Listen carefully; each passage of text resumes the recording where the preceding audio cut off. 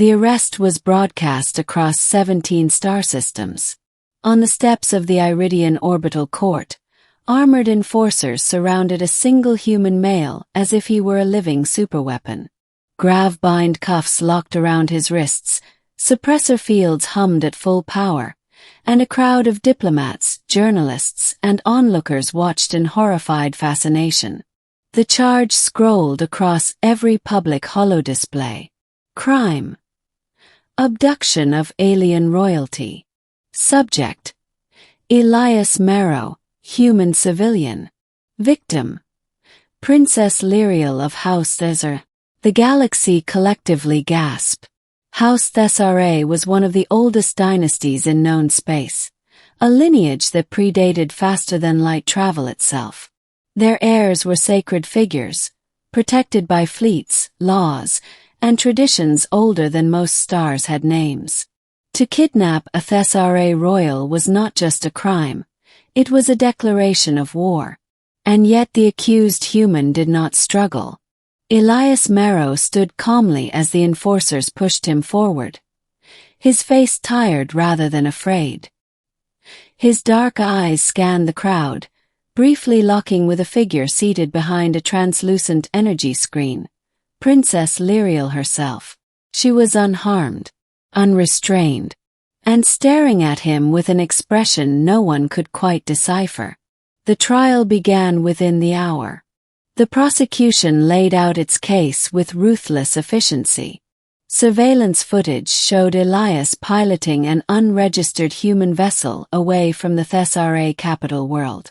Sensor logs confirmed Lyriel's presence aboard the ship. Doc records proved Elias had bypassed royal security through methods no one could explain. The courtroom buzzed with outrage. "Humans are impulsive," one senator whispered. "But this is madness."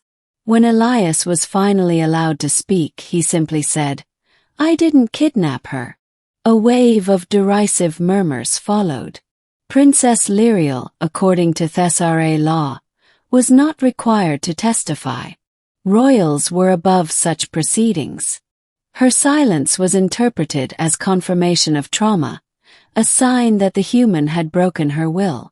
Elias's public defender, a nervous avian from the Kree consortium, barely dared to meet his eyes.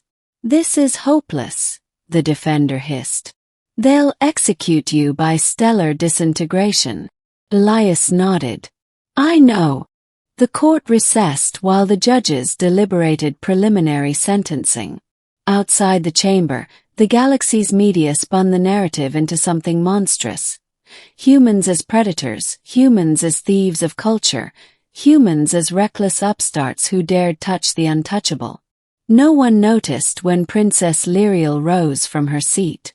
She walked calmly past her guards, ignoring their startled calls, and stepped into the center of the courtroom just as the judges returned. "I will testify," she said. The chamber fell into absolute silence. Thesar royalty had not voluntarily testified in over 8,000 years. Lyriel turned to face the judges, her bioluminescent eyes glowing softly. "Elias Marrow did not kidnap me. He saved me." Outrage exploded instantly. The lead judge slammed a psionic gavel into the air. "Princess, you are under duress." "The human," Lyriel interrupted, her voice cutting through the chamber like a blade, "is the only reason I am alive." She gestured, and the court's holoprojectors activated at her command. Images filled the air.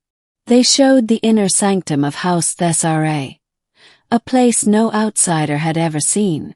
The footage depicted robed figures surrounding Lyriel, their bioluminescence dim and sickly.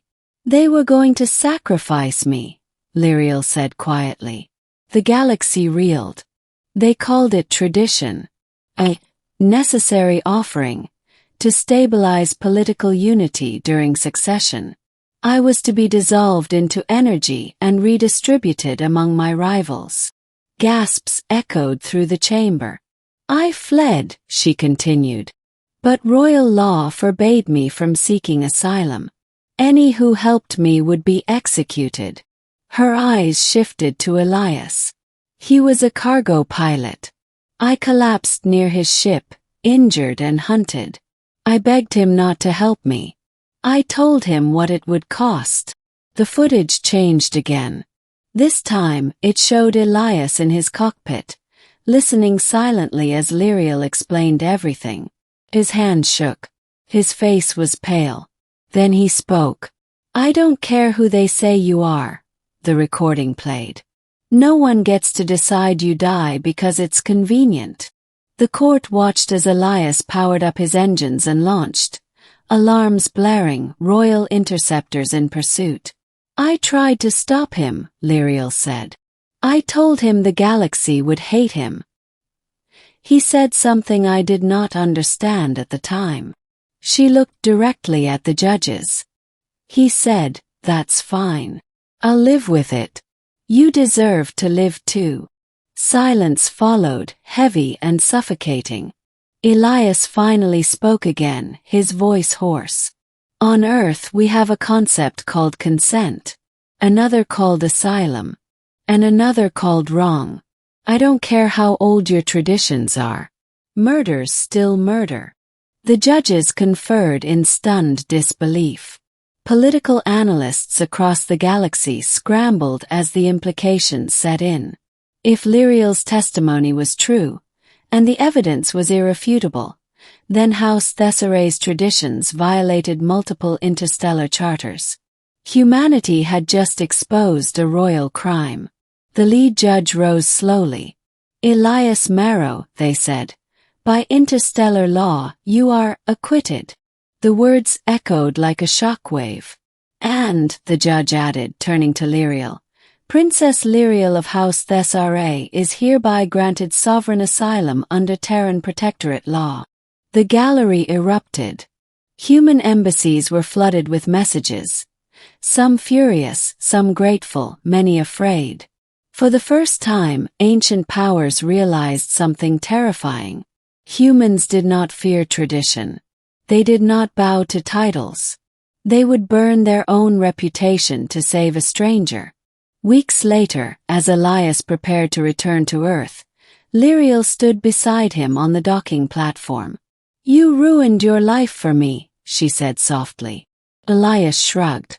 "Would have ruined it more if I hadn't." She smiled, a genuine radiant expression few outside her species had ever seen. "Then perhaps," she said, "the galaxy needs more humans." As his ship departed, the stars bore witness to a new truth spreading through every system.